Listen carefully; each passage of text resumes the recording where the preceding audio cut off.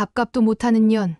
이모의 차가운 목소리가 루리의 등을 밀어냈을 때 그녀의 인생은 겨울밤 거리에 내던져졌습니다. 소녀의 손에 쥐어진 것은 낡은 배낭 하나와 400원짜리 동전 몇 개가 전부였습니다. 아버지가 남긴 3천만 원은 이모의 손에서 증발했고 어머니의 온기는 1년 전 병원 침대에서 식어버렸습니다. 갈 곳 없는 발걸음이 멈춘 곳은 희미한 불빛 아래 낡은 간판이 걸린 골목 끝이었습니다. 유리창 너머로 보이는 따뜻한 김이 모락모락 피어오르는 비빔밥 한 그릇. 루리는 그저 웅크린 채 그 따뜻함을 바라볼 뿐이었습니다. 하지만 그녀는 아직 몰랐습니다. 이 차가운 겨울밤이 끝나기 전에 한 그릇의 비빔밥이 그녀의 운명을 송두리째 바꿔놓을 것이라는 사실을요. 안녕하세요. 오늘 또 인생극장 보랏빛 라디오에 와주셔서 감사합니다. 오늘의 이야기 지금 시작합니다. 겨울바람이 골목을 휘감아 돌 때마다 루리의 몸은 더욱 움츠러들었습니다. 17살 소녀의 어깨에는 낡은 배낭 하나만이 달랑 걸려 있었죠. 그 안에 든 것이라곤 교복 한 벌, 속옷 두어 장, 그리고 돌아가신 어머니의 낡은 손수건이 전부였습니다. 무게는 가벼웠지만 루리의 발걸음은 무거웠어요. 갈 곳이 없었으니까요. 밥값도 못하는 년. 이모 미숙의 목소리가 귓가에 맴돌았습니다. 차디찬 목소리였죠. 오늘 오후 5시 이모는 루리를 집 밖으로 내몰았어요. 이유는 간단했습니다. 루리가 있으면 밥값이 든다는 거였죠. 아버지가 남긴 빌라 보증금 3천만 원을 가로챈 것도 모자라 이제는 17살 조카를 겨울밤 거리로 내쫓았습니다. 루리는 횡단보도 앞에 멈춰섰습니다. 신호등의 빨간 불빛이 그녀의 창백한 얼굴을 비췄어요. 유리창에 비친 자신의 모습을 보았을 때 루리는 잠시 숨이 멎는 듯 했습니다. 눈밑은 푸르게 그늘져 있었고 입술은 바짝 말라 갈라져 있었어요. 언제부터 이렇게 초라해졌을까요? 어머니가 돌아가신 후 1년 루리는 조금씩 사라지고 있었습니다. 오후 6시가 넘어가자 거리의 불빛들이 하나둘 켜지기 시작했습니다. 식당에서는 따뜻한 김이 피어올랐고 사람들은 웃으며 저녁 식사를 하고 있었어요. 루리는 그 모습을 멀리서 바라보았습니다. 마치 유리병 너머 다른 세상을 보는 것 같았죠. 그녀는 그곳에 속하지 못했습니다. 속할 자격이 없다고 생각했어요. 배에서 꼬르륵 소리가 났습니다. 아침부터 아무것도 먹지 못했죠. 이모는 아침 식사도 주지 않았습니다. 내가 왜 우리 밥을 먹어? 내 돈으로 사 먹어라는 말과 함께요. 하지만 루리에게는 돈이 없었습니다. 주머니를 뒤져봐도 동전 몇 개가 전부였어요. 400원. 편의점 삼각김밥 하나도 살 수 없는 금액이었습니다. 루리는 천천히 걸었습니다. 어디로 가야 할지 몰랐지만 멈춰 설 수도 없었어요. 멈추면 추위가 뼛속까지 파고들 것 같았으니까요. 얇은 코트는 바람을 막아주지 못했습니다. 루리는 코트깃을 여미며 고개를 숙였어요. 지나가는 사람들의 눈길이 두려웠습니다. 그들이 자신을 보며 뭐라고 생각할지 알 것 같았어요. 저 나이에 왜 혼자 돌아다니지? 집에 문제가 있나 보네. 골목 모퉁이를 돌 때 갑자기 낯선 냄새가 코끝을 스쳤습니다. 고소한 참기름 냄새였어요. 그리고 갓 지은 밥 냄새도 섞여 있었죠. 루리의 발걸음이 저절로 멈췄습니다.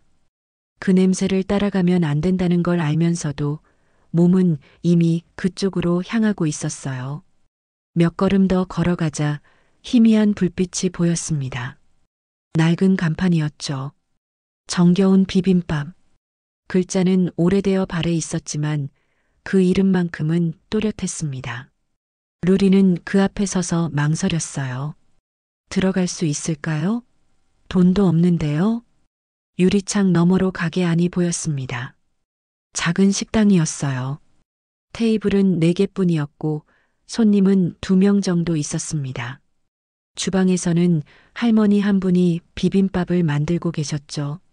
커다란 뚝배기에 밥을 담고 그 위에 노란 단무지, 초록 시금치, 빨간 당근을 예쁘게 올렸습니다. 마지막으로 고추장 한 숟가락을 얹자 완성이었어요. 루리는 침을 삼켰습니다. 언제 마지막으로 따뜻한 밥을 먹었을까요? 기억이 나지 않았어요. 이모네 집에서는 항상 남은 음식만 주었고 그마저도 차갑게 식은 것들이었습니다. 따뜻한 밥, 갓 지은 밥. 그런 것은 이미 오래전 일이 되어버렸죠. 그때 가게 문이 열리며 손님 한 명이 나왔습니다. 중년 남자였는데 배를 두드리며 만족스러운 표정을 짓고 있었어요. 할머니, 잘 먹었습니다. 다음에 또 올게요. 따뜻한 목소리였습니다. 루리는 재빨리 고개를 숙이고 한 발짝 물러났어요. 들키면 안 될 것 같았으니까요. 바람이 다시 불어왔습니다. 이번에는 더 차가웠어요. 루리의 이마에 식은 땀이 맺혔습니다. 몸이 떨리기 시작했죠. 추위 때문인지, 배고픔 때문인지, 아니면 두려움 때문인지 알 수 없었습니다. 어쩌면 셋 다였을지도 몰라요. 루리는 웅크린 채 가게 유리창만 바라보았습니다. 안으로 들어갈 용기도, 그렇다고 그 자리를 떠날 힘도 없었어요. 그저 따뜻한 김이 모락모락 피어오르는 비빔밥을 바라볼 뿐이었죠. 저 안에 들어가면 따뜻할 것 같았습니다. 하지만 돈이 없었어요. 그리고 루리는 이미 배웠습니다. 세상에 공짜는 없다는 것을요. 밥값도 못하는 년. 이모의 말이 또다시 떠올랐습니다. 루리는 주먹을 꽉 쥐었어요. 손톱이 손바닥을 파고들었지만 그 아픔조차 느껴지지 않았습니다.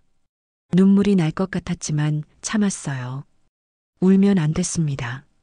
울면 더 추워질 테니까요. 시간이 얼마나 흘렀을까요? 루리는 여전히 그 자리에 서 있었습니다.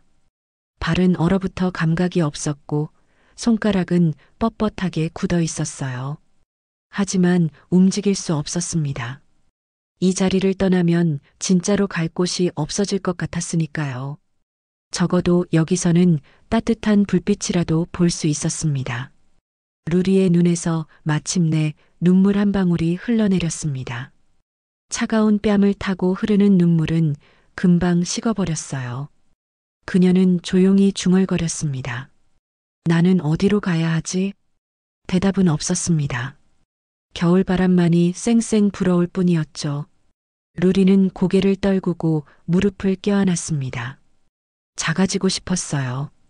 사라지고 싶었습니다. 아무도 자신을 찾지 않을 테니까요. 아이고, 이 추운 날에 뭐 하는 거니? 예상치 못한 목소리에 루리는 화들짝 놀라 뒤를 돌아봤습니다. 주름진 얼굴에 따스한 눈빛을 지닌 할머니가 서 계셨어요. 루리는 재빨리 눈물을 닦으며 고개를 숙였습니다. 들키면 안 됐어요.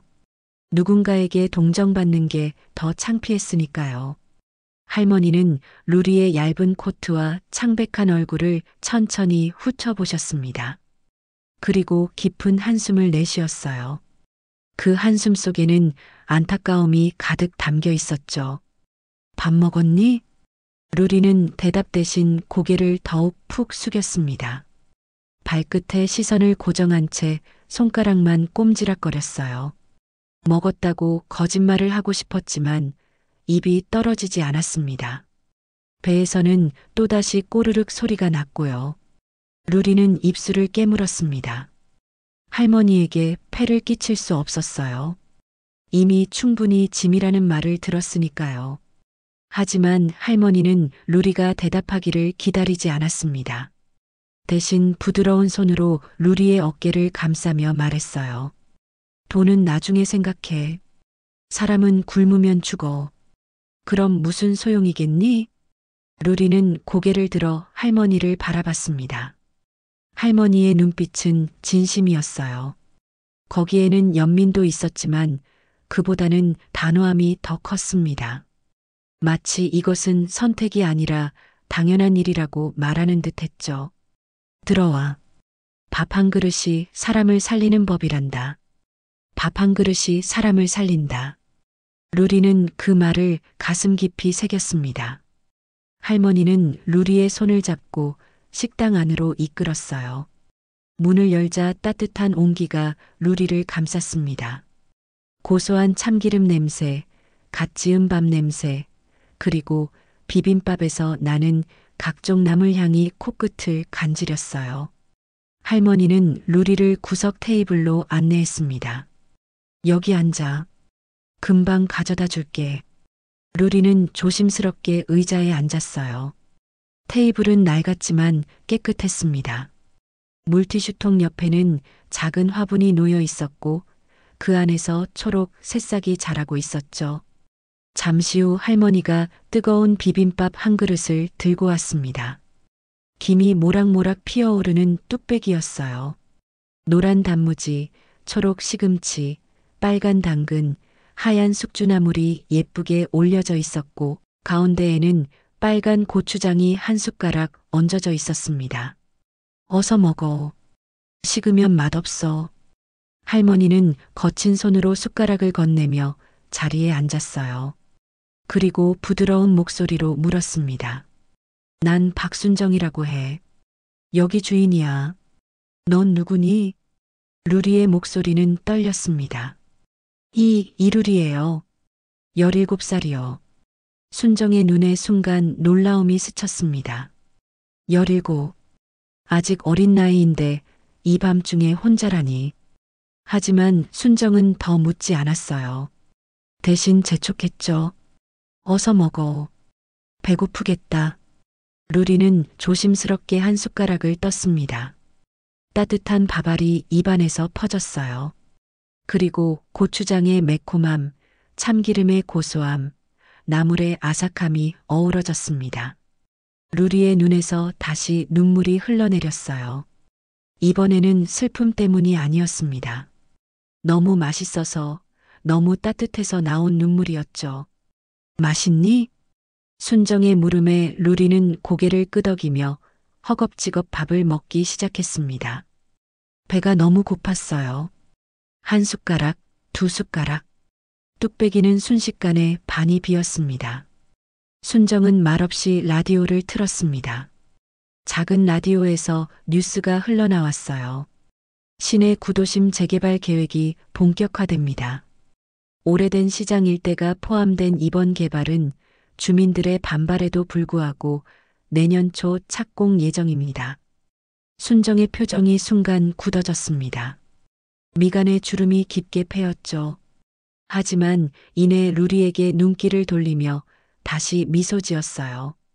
천천히 먹어. 체해. 루리는 그제야 속도를 늦췄습니다. 한 숟가락씩 천천히 맛을 음미하며 먹었어요.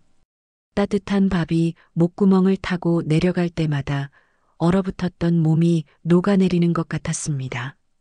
비빔밥을 다 먹고 나자 루리는 비로소 안정을 찾았습니다.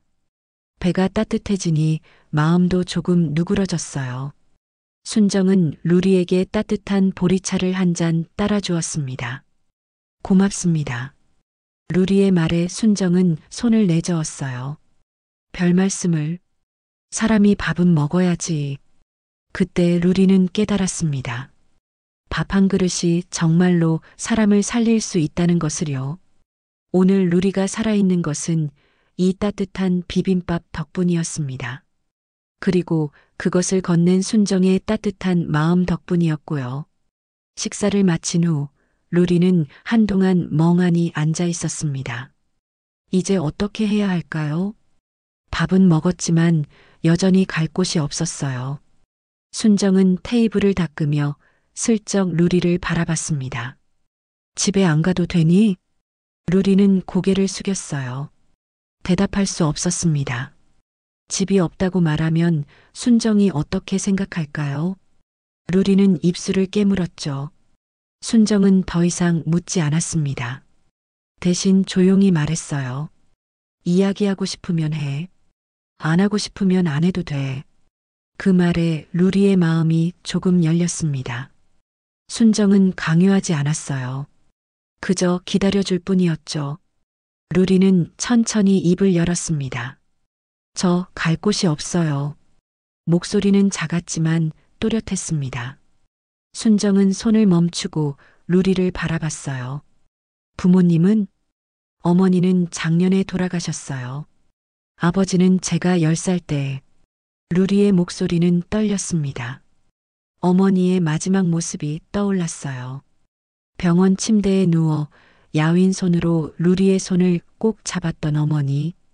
루리야, 미안해. 엄마가 너를 혼자 두고 가서 미안해. 그게 마지막 말이었죠. 순정의 눈에 깊은 연민이 스쳤습니다. 하지만 동정하는 눈빛은 아니었어요. 그보다는 이해하는 눈빛이었죠. 그럼 지금은 누구랑 살았니? 이모요. 아버지 여동생이요. 근데 오늘 쫓겨났어요. 루리는 조금씩 이야기를 풀어놓기 시작했습니다. 베트남에서 온 어머니는 한국 생활에 적응하지 못했고 주변 사람들의 차가운 시선을 견디기 힘들어했다는 이야기. 아버지는 사업 실패로 술에 빠졌고 교통사고로 일찍 세상을 떠났다는 이야기. 어머니가 홀로 루리를 키우다 병으로 쓰러졌고 유일한 친척인 이모 미숙에게 맡겨졌다는 이야기. 아버지가 작은 빌라를 가지고 계셨어요. 보증금이 3천만 원이었는데 어머니가 돌아가시고 그 돈이 제 명의로 넘어왔대요. 근데 이모가. 루리의 목소리가 잦아들었습니다. 이모 미숙은 루리를 대신해 그 돈을 관리한다며 통장을 맡았어요. 하지만 석 달 만에 그 돈은 모두 사라졌습니다. 이모는 사업 자금으로 썼다고 했죠. 언젠가 갚겠다고 했지만 루리는 알고 있었어요. 그 돈은 돌아오지 않을 거라는 것을요. 오늘 아침에 이모가 말했어요. 밥값도 못하는 애라고. 이제 나갈 때가 됐다고. 루리의 눈에서 눈물이 흘러내렸습니다. 참으려고 했지만 참을 수 없었어요. 모든 게 억울했습니다. 왜 자신은 태어날 때부터 이렇게 불행해야 했을까요? 왜 부모님은 일찍 떠나셨을까요? 왜 이모는 자신을 사랑해주지 않았을까요? 순정은 조용히 루리의 등을 토닥여 주었습니다. 말없이 곁에 앉아 함께 있어 주었어요. 그 손길이 너무나 따뜻했습니다. 루리는 오랜만에 누군가의 온기를 느꼈죠. 한참을 울고 나자 루리는 조금 진정됐습니다. 순정은 벽에 걸린 낡은 사진 한 장을 가리켰어요. 내 아들이야. 민혁이라고.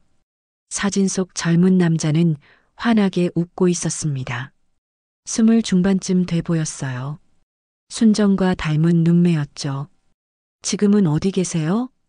루리의 물음에 순정은 잠시 침묵했습니다. 그리고 조용히 말했어요. 일찍 세상을 떠났지. 군대에서 사고가 있었어. 루리는 더 이상 묻지 않았습니다. 순정의 눈빛에서 깊은 슬픔을 읽을 수 있었으니까요. 어린 나이였지만 루리는 상실의 무게를 알고 있었어요. 그것이 얼마나 오래 남는지, 얼마나 깊이 파고드는지. 순정은 자리에서 일어나 식당 뒤편으로 향했습니다. 루리는 어찌할 바를 몰라 그대로 앉아 있었어요. 잠시 후 순정이 돌아와 말했습니다. 뒤에 작은 창고가 있어. 그 옆에 방이 하나 있는데 오늘 거기서 자. 추우면 언제든 들어와. 루리는 믿을 수 없다는 표정으로 순정을 바라봤어요. 정말요? 근데 저 돈이 없는데. 돈 이야기는 나중에 해. 일단 오늘은 쉬어. 순정은 루리를 작은 방으로 안내했습니다. 방은 정말 작았어요. 작은 이불과 베개가 놓여 있었고 창문 하나가 있었습니다. 하지만 루리에게는 궁전처럼 느껴졌죠. 고맙습니다. 루리의 말에 순정은 미소 지으며 문을 닫아주었습니다. 혼자 남은 루리는 이불 위에 조심스럽게 앉았어요. 이불은 따뜻했습니다. 오래된 이불이었지만 깨끗하게 빨아 햇볕에 말린 냄새가 났죠.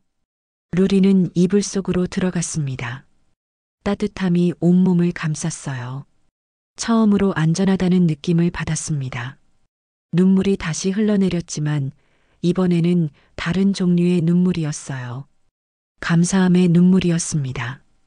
다음 날 아침 루리는 새벽 5시에 눈을 떴습니다. 오랜 습관이었어요.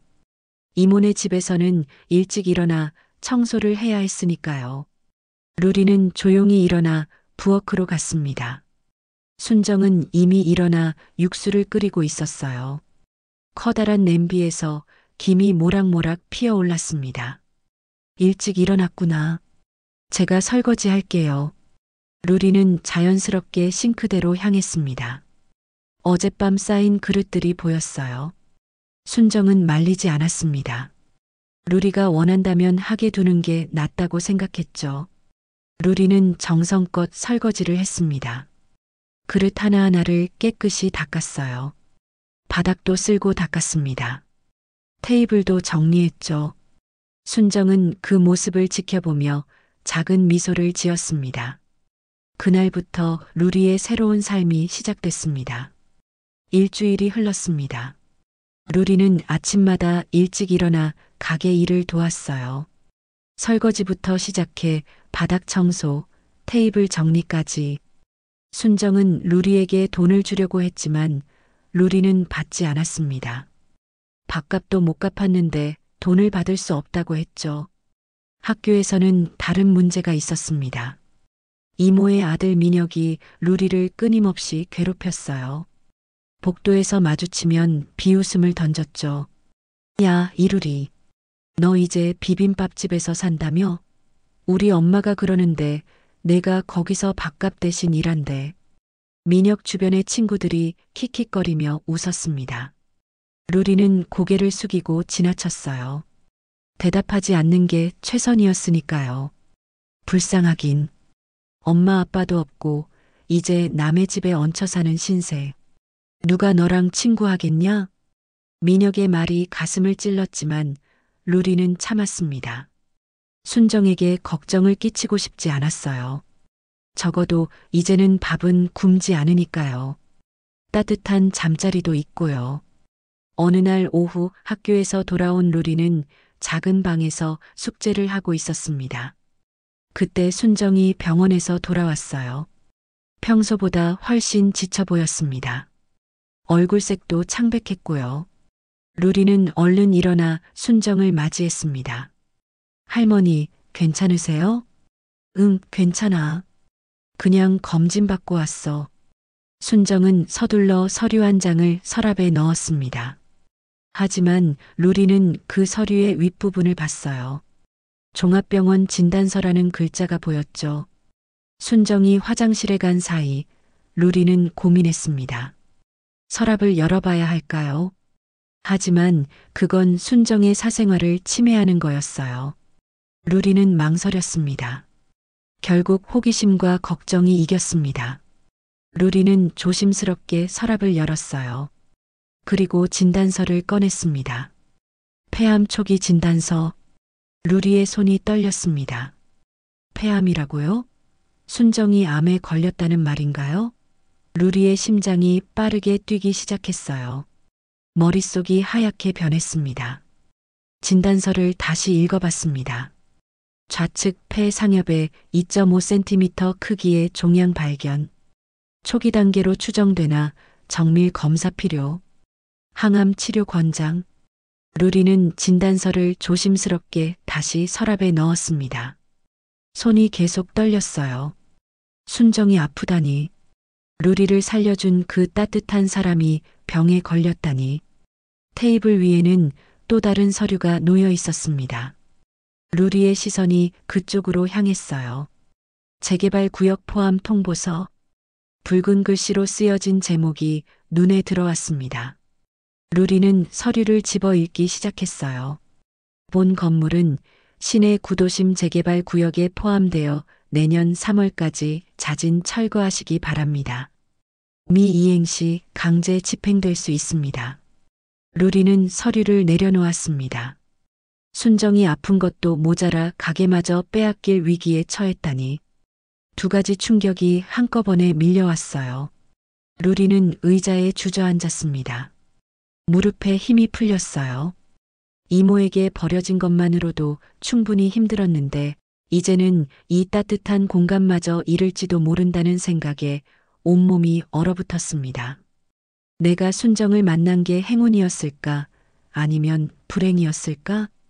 루리의 머릿속에 이상한 생각이 스쳤습니다. 어쩌면 자신 때문에 순정에게 더 큰 불행이 닥친 건 아닐까요? 루리라는 짐을 떠안았기 때문에 순정이 더 힘들어진 건 아닐까요? 화장실에서 나온 순정은 루리가 멍하니 앉아 있는 모습을 봤습니다. 루리야, 무슨 일 있니? 루리는 고개를 들어 순정을 바라봤어요. 순정의 얼굴은 여전히 따뜻했지만 이제 루리의 눈에는 다르게 보였습니다. 그 미소 뒤에 숨겨진 고통이 보였어요. 순정도 힘든데 애써 웃고 있는 거였죠.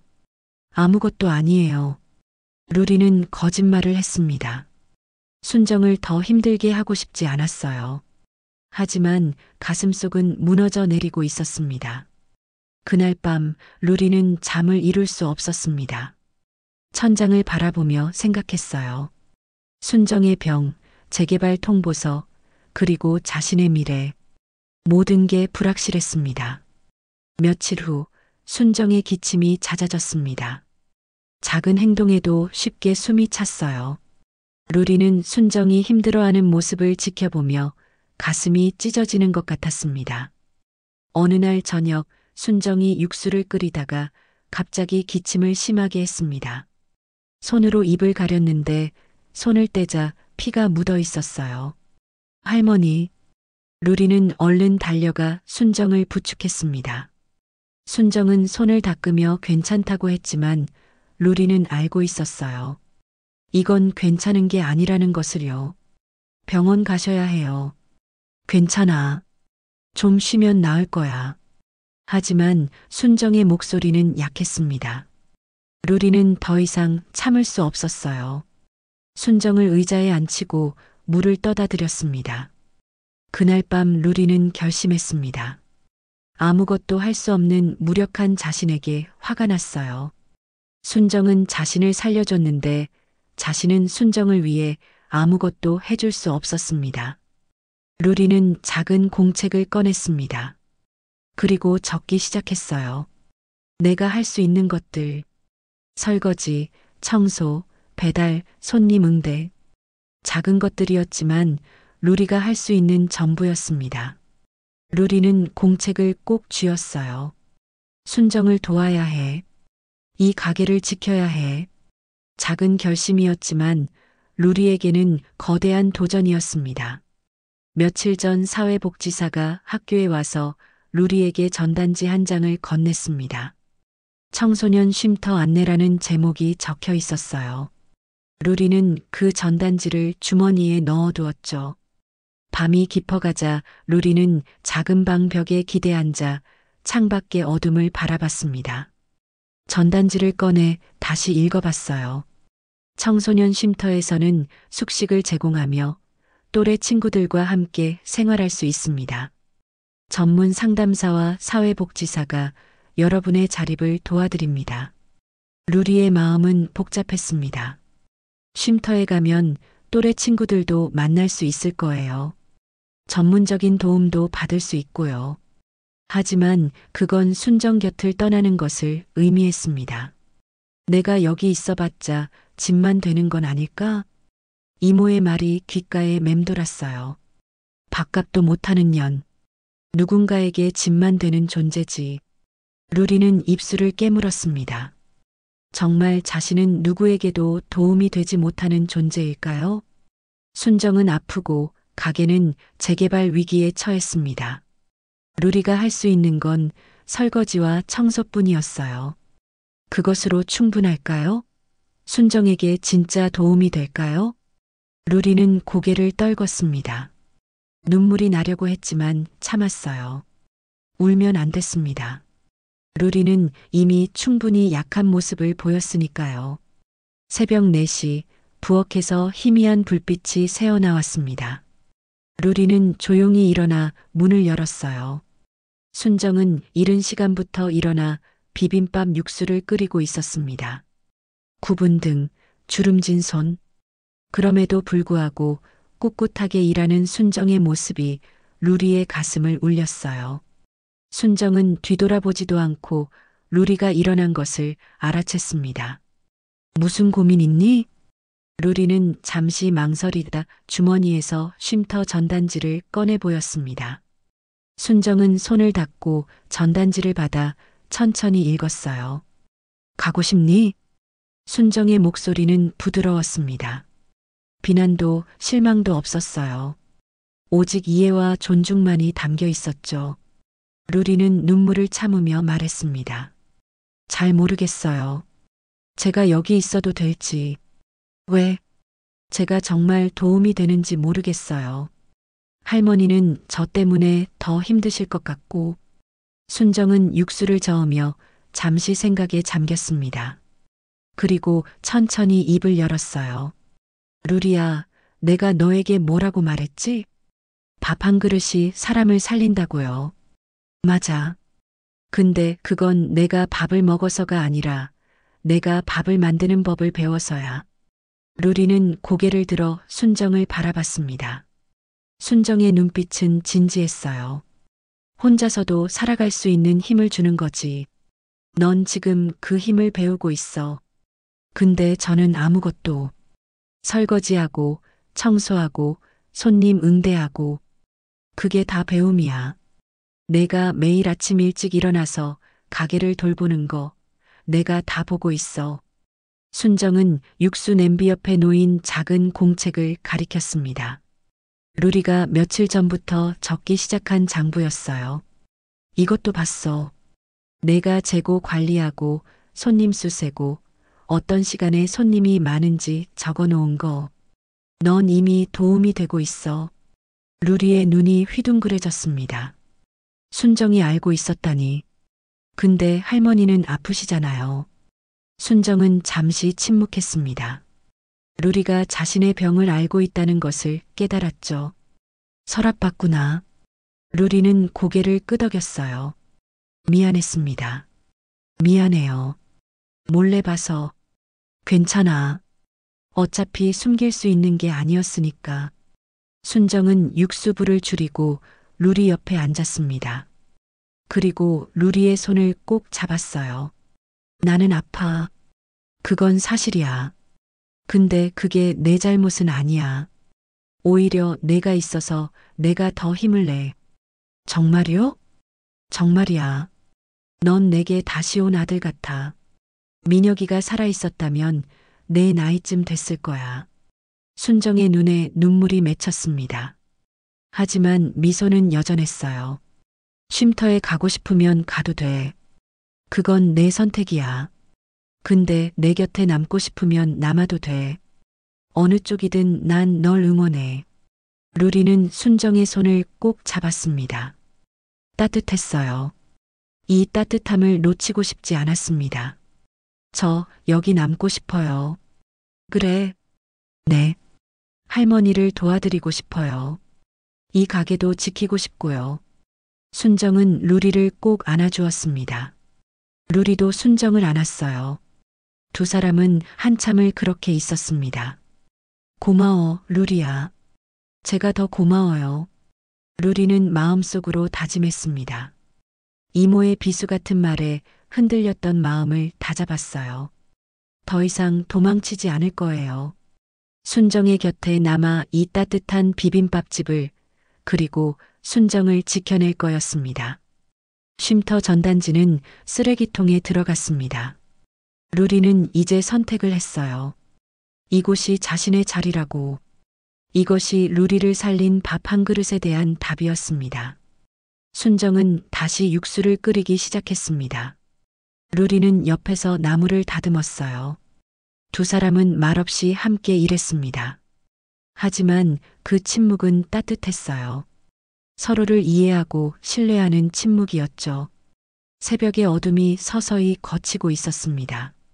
순정에게 결심을 말한 후 루리의 삶은 새로운 궤도에 올랐습니다. 매일 아침 새벽 4시 반 루리는 순정보다 먼저 일어나 가게 준비를 시작했어요. 첫 주에는 바닥 청소와 테이블 닦기만 했습니다. 하지만 점차 더 많은 것을 배워갔죠. 순정은 루리에게 낡은 장부를 내밀며 말했어요. 이제 이것도 배워볼래? 장사는 숫자를 알아야 해. 루리는 학교 공책 한 권을 가져와 장부 정리를 시작했습니다. 나물 2kg, 고기 3kg, 고추장 재료, 들어오고 나가는 양을 꼼꼼히 기록했어요.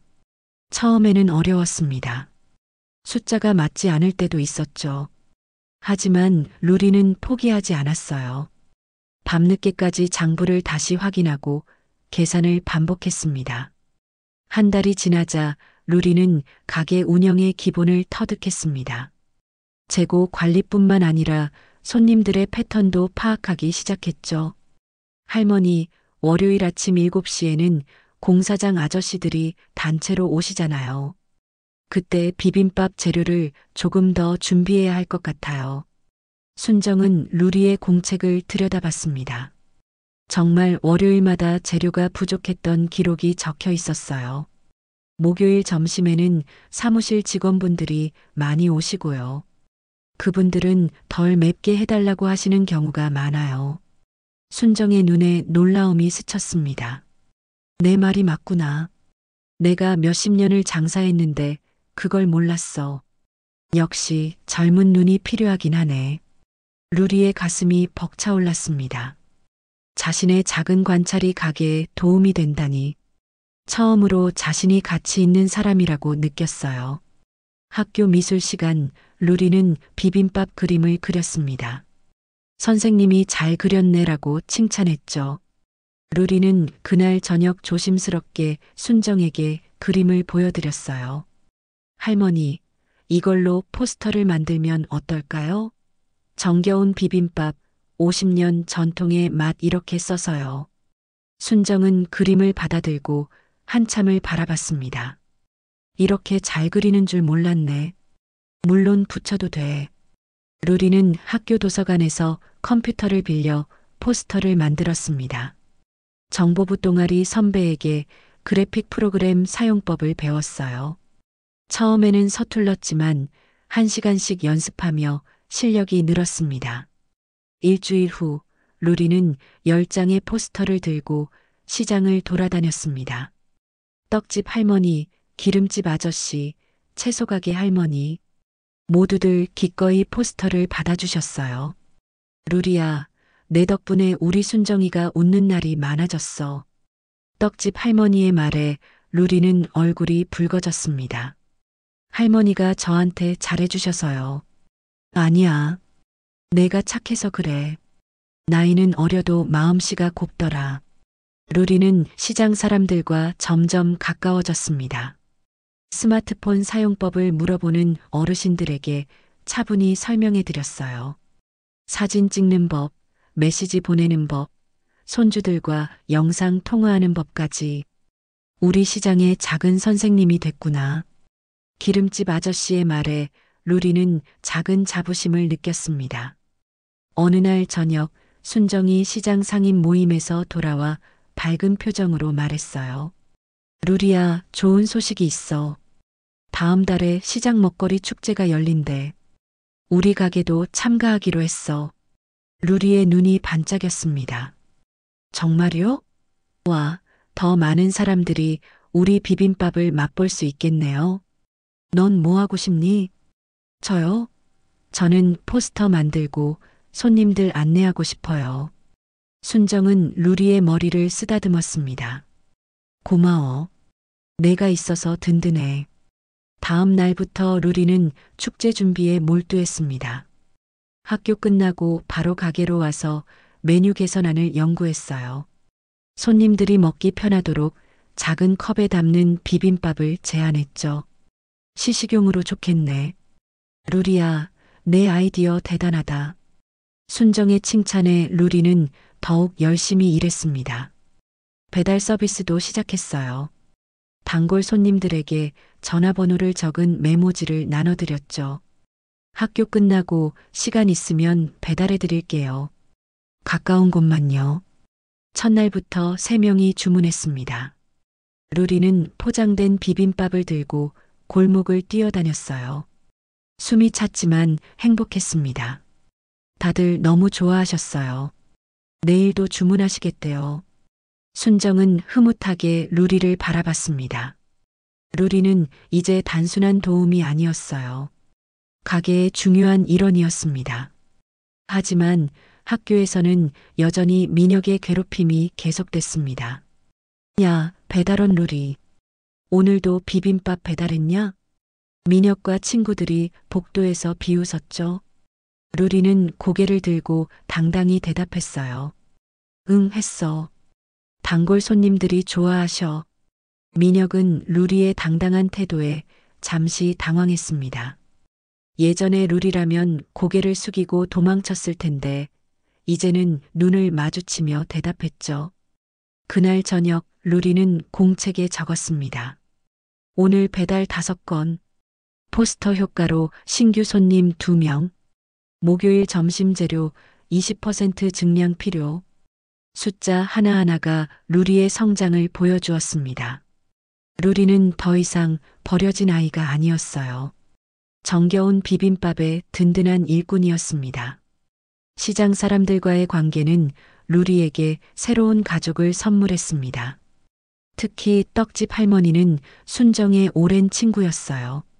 어느 토요일 오후 떡집 할머니가 가게로 찾아왔습니다. 손에는 갓 만든 인절미가 담긴 봉지를 들고 계셨죠. 루리야, 이거 먹어봐. 오늘 아침에 만든 거야. 루리는 인절미를 한 입 베어 물었습니다. 쫄깃하고 달콤했어요. 맛있어요. 고맙습니다. 떡집 할머니는 루리 옆에 앉으며 작은 목소리로 말했습니다. 루리야, 순정이 이야기 들어봤니? 어떤 이야기요? 순정이가 젊은 시절 얼마나 고생했는지. 루리는 고개를 저었어요. 순정은 자신의 과거를 많이 이야기하지 않았으니까요. 떡집 할머니는 먼 곳을 바라보며 천천히 이야기를 시작했습니다. 한국 전쟁 때야. 순정이가 10살쯤 됐을 거야. 피난길에서 가족을 모두 잃었어. 엄마, 아빠, 오빠까지. 루리의 가슴이 아팠습니다. 혼자서 남쪽으로 내려왔는데 사흘 동안 굶었대. 쓰러질 것 같을 때 한 노인이 비빔밥 한 그릇을 줬대. 비빔밥이요? 응. 그때 먹은 비빔밥이 너무 맛있어서 평생 잊지 못했대. 그래서 순정이는 나중에 비빔밥집을 차린 거야. 자기도 누군가에게 그런 따뜻함을 주고 싶었대. 루리는 눈물이 날 것 같았습니다. 순정의 비빔밥에 담긴 깊은 의미를 이제야 알게 됐어요. 순정이는 평생 사람들에게 따뜻한 밥을 대접해야 한다고 믿었어. 그게 자기를 살려준 노인에 대한 보답이라고 했지. 떡집 할머니는 루리의 손을 꼭 잡았습니다. 넌 순정이에게 새로운 희망이야. 아들을 잃고 혼자였던 순정이에게 내가 온 건 선물 같은 거지. 루리는 고개를 숙였어요. 자신이 그런 의미를 가진 존재라니. 저도 할머니께 구원받았어요. 그게 바로 순정이가 원하는 거야. 서로 살리는 거지. 그날 이후 루리는 시장 사람들과 더욱 깊은 유대감을 형성했습니다. 정육점 아저씨는 신선한 고기를 넉넉하게 챙겨주셨어요. 순정이 몸 안 좋은데 영양가 있는 거 먹어야지. 채소가게 할머니는 싱싱한 나물을 가져다 주셨습니다. 이건 서비스야. 우리 루리가 열심히 일하는데. 기름집 아저씨는 고소한 참기름을 한 병 더 주셨죠. 좋은 기름으로 비빔밥을 만들어야 제맛이지. 루리는 시장 사람들 모두가 하나의 큰 가족처럼 느껴졌습니다. 학교에서는 친구가 없었지만 시장에는 자신을 아끼는 사람들이 가득했어요.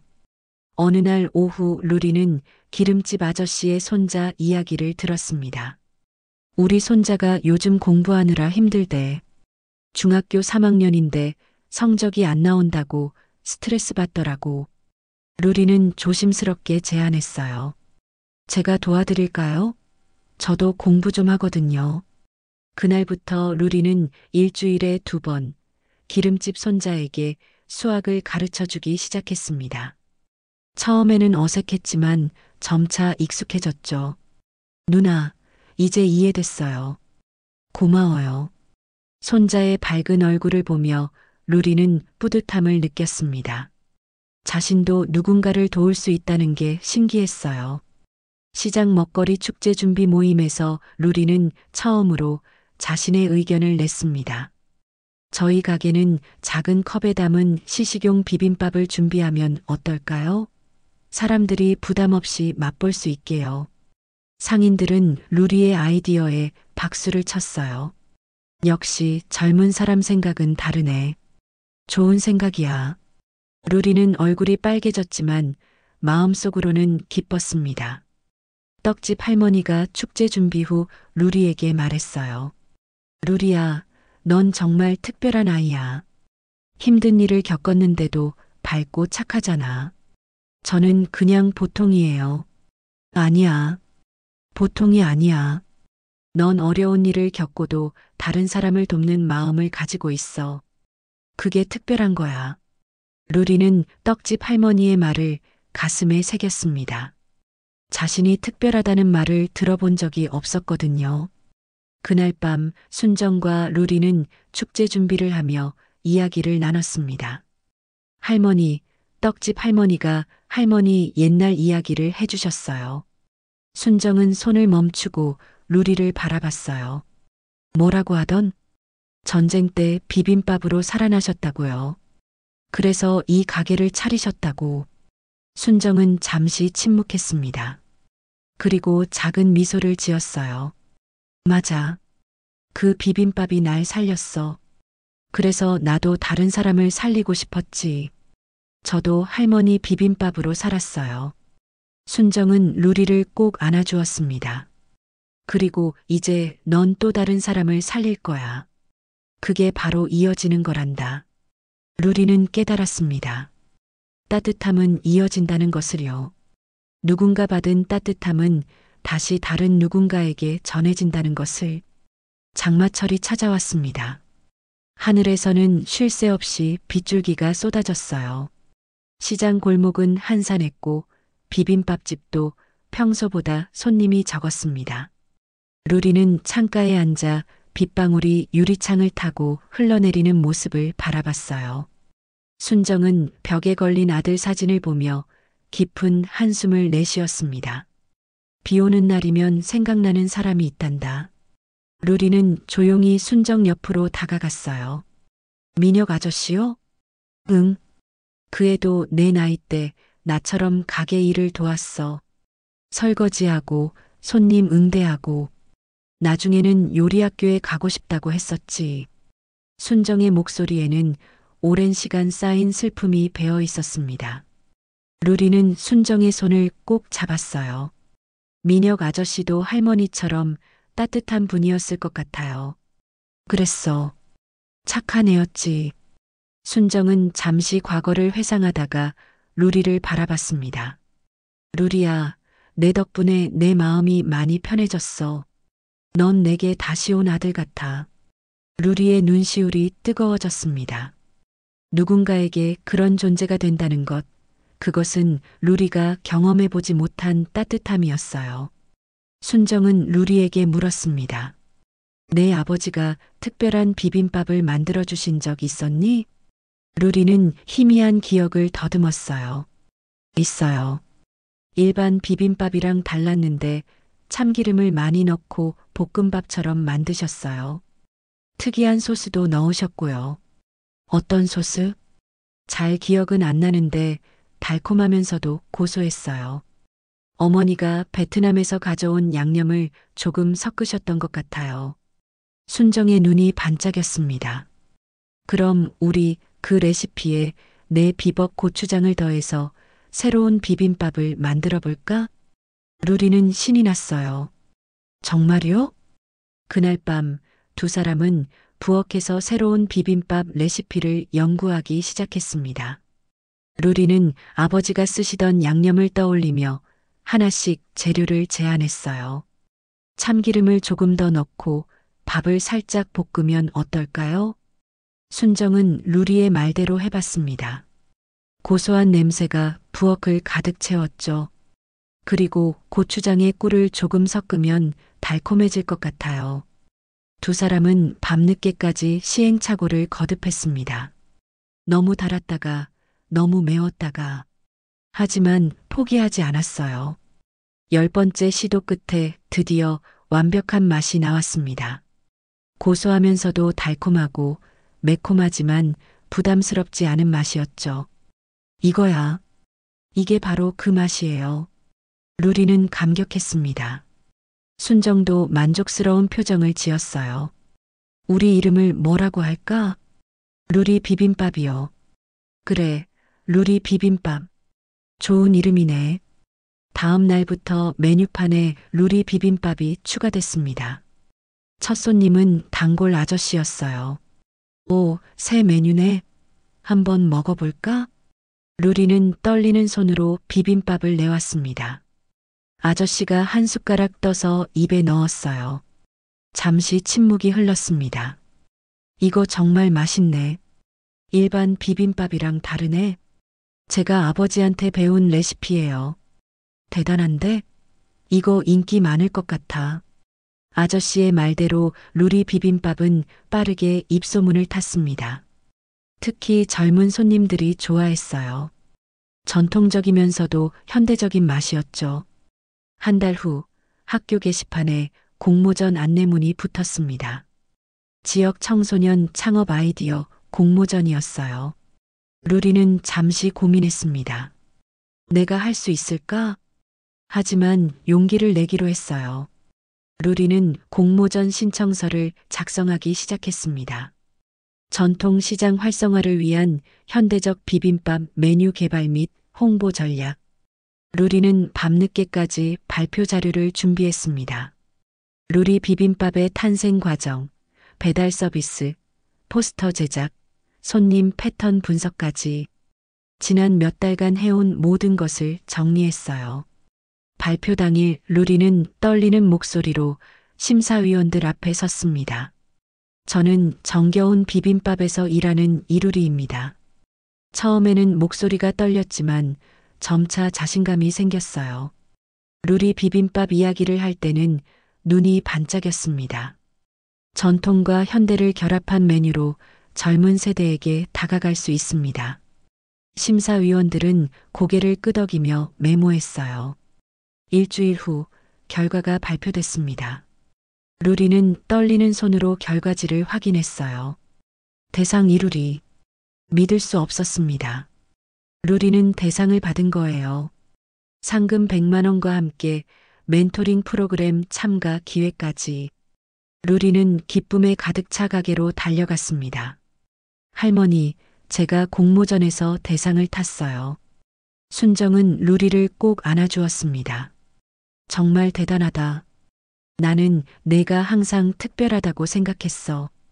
그날 저녁 시장 사람들이 모두 모여 루리를 축하해줬어요. 떡집 할머니는 떡을 가져왔고 기름집 아저씨는 음료수를 샀습니다. 우리 루리가 해냈어. 대단하네, 정말. 루리의 얼굴은 행복으로 빛났습니다.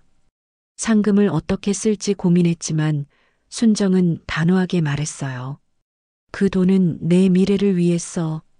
가게는 내가 알아서 할 테니. 며칠 후 지역 신문에 루리의 기사가 실렸습니다. 비빔밥집의 젊은 일꾼, 시장에 새바람을 불어넣다라는 제목이었어요. 순정은 신문을 보며 흡족한 미소를 지었습니다. 루리는 얼굴이 빨개졌지만 마음속으로는 뿌듯했어요. 그날 순정은 루리에게 작은 상자를 건넸습니다. 이거 내게 주고 싶어. 상자 안에는 손목시계가 들어 있었어요. 시간을 소중히 여기는 사람이 성공한다. 넌 이미 성공하고 있어. 루리는 시계를 차며 눈물을 참았습니다. 이 작은 시계가 얼마나 큰 의미인지 알았으니까요. 어느 날 저녁 루리는 텔레비전 뉴스를 보다가 얼굴이 굳어졌습니다. 재개발 관련 인터뷰가 나오고 있었는데 화면에 나온 사람은 이모 미숙이었어요. 구도심 재개발은 지역 발전을 위해 꼭 필요합니다. 주민들의 삶의 질을 높일 수 있는 기회죠. 이모의 목소리는 자신감에 가득 차 있었습니다. 화면 하단에는 재개발 찬성 주민 대표 강미숙이라고 적혀 있었어요. 루리의 주먹이 저절로 쥐어졌습니다. 순정이 루리의 곁으로 다가와 어깨에 손을 얹었어요. 화가 나니? 루리는 고개를 끄덕였습니다. 이모가 재개발을 추진하고 있었네요. 저희 가게도 위험할 수 있겠어요. 순정은 깊은 숨을 내쉬었습니다. 그렇구나. 그래서 그 사람이 그렇게 자신만만했던 거였어. 루리의 눈에 복수심이 서렸습니다. 이모는 루리의 돈을 가로채고 루리를 버렸어요. 이제는 순정의 가게까지 빼앗으려 한다니. 어떻게 그럴 수 있죠? 제 돈을 다 써버리고 이제는 할머니 가게까지. 순정은 루리 앞에 앉아 루리의 눈을 바라봤습니다. 루리야, 복수는 삶을 세운 뒤에나 해라. 루리는 순정의 말을 이해하지 못했어요. 무슨 뜻이에요? 지금은 내가 공부하고 성장할 때야. 미움의 시간을 낭비하지 마. 그 시간에 내 미래를 준비해. 근데 그냥 당하고만 있을 순 없잖아요. 물론이지. 당하고만 있진 않을 거야. 하지만 복수가 목적이 되면 결국 내 삶도 망가져. 내가 진정으로 원하는 건 무엇인지 생각해 보렴. 루리는 한참을 생각했습니다. 자신이 진정으로 원하는 것, 이모에게 복수하는 것일까요? 아니면 다른 무엇일까요?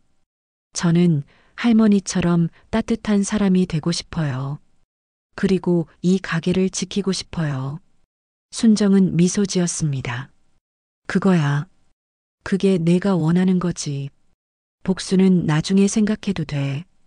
지금은 내 꿈을 키워. 그날 밤 루리는 오랫동안 생각에 잠겼습니다. 창밖으로 비가 내리고 있었어요. 빗방울이 유리창을 두드리는 소리가 들렸습니다. 루리는 공책을 펼쳐 적기 시작했어요. 내가 진정으로 원하는 것, 따뜻한 사람이 되는 것. 순정처럼 누군가에게 비빔밥 한 그릇을 내어줄 수 있는 사람. 그리고 그 밑에 또 적었습니다. 지켜야 할 것, 정겨운 비빔밥. 시장 사람들. 이 따뜻함. 루리는 마음속으로 결심했습니다. 언젠가 자신도 순정처럼 누군가에게 따뜻함을 줄 수 있는 사람이 되겠다고. 그리고 그 따뜻함을 지키기 위해 필요하다면 맞서 싸우겠다고. 다음 날 학교에서 민혁을 마주쳤습니다. 민혁은 비웃는 표정으로 루리를 바라봤어요. 야, 이루리. 우리 엄마가 텔레비전에 나왔던데? 봤어? 루리는 고개를 들고 민혁을 똑바로 바라봤습니다. 봤어. 재개발되면 너희 비빔밥집도 없어지는 거 알지? 그럼 넌 어디로 갈 건데? 루리는 주먹을 꽉 쥐었어요. 하지만 침착하게 대답했습니다. 우리는 포기하지 않을 거야. 너희가 무슨 짓을 해도. 민혁은 코웃음을 쳤습니다. 포기? 넌 이미 졌어. 재개발은 이미 결정됐고 시간 문제일 뿐이야. 루리는 돌아서서 걸어갔어요. 민혁의 말에 흔들리지 않으려고 애썼습니다. 하지만 가슴속 깊은 곳에서는 두려움이 자라나고 있었어요. 그날 저녁 시장 상인 모임이 있었습니다. 루리도 순정과 함께 참석했어요. 상인들의 표정은 어두웠습니다. 재개발 조합에서 서류가 왔어요. 석 달 안에 가게를 비우라고. 우리가 여기서 30년을 장사했는데 이게 뭡니까? 분노와 절망이 뒤섞인 목소리들이 터져나왔습니다. 루리는 조용히 듣고 있었어요. 떡집 할머니가 루리를 보며 물었습니다. 루리야, 넌 어떻게 생각하니? 루리는 잠시 망설이다가 입을 열었습니다. 싸워야 한다고 생각해요. 어떻게? 주민 공청회를 요청하는 거예요. 우리의 목소리를 들려줄 기회가 필요해요. 상인들은 루리의 말에 귀를 기울였습니다. 그리고 시장의 역사적 가치를 알려야 해요. 여기가 단순한 건물이 아니라 사람들의 삶이 담긴 공간이라는 걸요. 순정은 흐뭇하게 루리를 바라봤습니다. 루리가 이렇게 당당하게 자신의 의견을 말하는 모습이 대견했어요. 좋아. 루리 말대로 해보자. 우리도 이대로 당하고만 있을 순 없어. 상인들은 고개를 끄덕였습니다. 작은 희망이 생긴 것 같았어요. 그날 밤 루리는 늦게까지 자료를 찾았습니다. 재개발 계획, 주민 권리, 역사적 건물 보존 사례. 컴퓨터 앞에 앉아 하나씩 정리했어요. 순정이 따뜻한 차를 가져다 주었습니다. 너무 무리하지 마. 괜찮아요. 이건 제가 해야 할 일이에요. 순정은 루리의 머리를 쓰다듬었습니다. 고마워. 내가 있어서 든든해. 루리는 미소 지었습니다. 이제 자신은 더 이상 도망치지 않을 거예요. 싸울 준비가 됐습니다. 공모전 수상 소식이 신문에 실린 후 예상치 못한 전화가 걸려왔습니다. 루리가 학교에서 돌아온 어느 날 오후였어요. 루리야, 이모야. 오랫동안 듣지 못했던 미숙의 목소리였습니다. 루리의 몸이 굳어졌어요. 내가 이렇게 잘 되고 있다니 정말 기쁘다. 텔레비전에서 봤어. 우리 조카가 이렇게 유명해질 줄 누가 알았겠니? 미숙의 목소리는 다정했지만 루리는 그 밑에 깔린 의도를 느낄 수 있었습니다. 성공하면 우리 집으로 돌아와라. 우리가 진짜 가족이지 않니? 내 앞길을 우리가 잘 도와줄게. 루리는 전화를 끊었습니다. 손이 떨렸어요. 진짜 가족이라고요? 자신을 버린 사람들이 어떻게 가족이라고 말할 수 있을까요? 며칠 후 순정의 기침이 더 심해졌습니다. 작은 행동에도 쉽게 숨이 찼어요. 루리는 걱정스러운 마음으로 순정을 바라봤습니다. 할머니, 병원에 가봐야 해요. 괜찮아. 그냥 감기야. 하지만 떡집 할머니가 가게에 들러 순정을 보더니 걱정스러운 표정을 지었습니다. 순정아, 얼굴색이 영 안 좋구나. 내가 아는 좋은 의사 선생님께 가보자. 결국 순정은 병원 검사를 받기로 했습니다. 루리는 불안한 마음으로 가게를 지켰어요. 순정이 병원에 간 사이 가게 문에 낯선 서류가 붙어 있었습니다. 건축물 안전 위험 등급 통보서라는 제목이었어요. 본 건물은 안전 검사 결과 D등급으로 판정되어 시정 조치가 필요합니다. 루리는 서류를 떼어내며 분노했습니다. 지난 수년간 이런 문제가 없었는데 왜 갑자기 지금 이런 통보가 온 걸까요? 며칠 후 상황은 더 악화됐습니다. 아침에 일어나 보니 가게의 전기가 끊겨 있었어요. 오후에는 수도까지 끊겼습니다. 순정은 지친 표정으로 테이블에 앉아 있었습니다. 평소 같았으면 분노하고 대응했을 텐데 이제는 그럴 기력조차 없어 보였어요. 할머니, 이건 명백한 괴롭힘이에요. 신고해야 해요. 그게 쉽지 않아. 재개발 조합이 힘이 세거든. 루리는 주먹을 쥐었습니다. 억울함과 분노가 치밀었어요. 학교에서도 상황은 나아지지 않았습니다. 지역 커뮤니티 사이트에 정겨운 비빔밥집 불법 영업 의혹이라는 글이 올라왔어요. 루리는 휴대폰으로 글을 읽었습니다. 식품위생법 위반, 세금 체납, 불법 건축물 사용. 모두 거짓말이었어요. 하지만 댓글은 이미 수백 개가 달려 있었습니다. 역시 오래된 가게들은 문제가 많아. 빨리 재개발해야 함. 위생검사 좀 해봐야겠네. 루리는 억울함에 눈물이 날 것 같았습니다. 어떻게 해명해야 할까요? 점심시간 복도에서 민혁과 마주쳤습니다. 민혁은 비웃음을 띠며 말했어요. 아직도 그 가게에 매달리고 있냐? 이제 그만 현실을 인정해. 내가 뭘 할 수 있겠어? 루리는 참을 수 없는 분노를 느꼈지만 주먹을 꽉 쥐고 참았습니다. 너희가 무슨 짓을 해도 우리는 포기하지 않을 거야. 민혁은 코웃음을 쳤습니다. 포기? 넌 이미 졌어.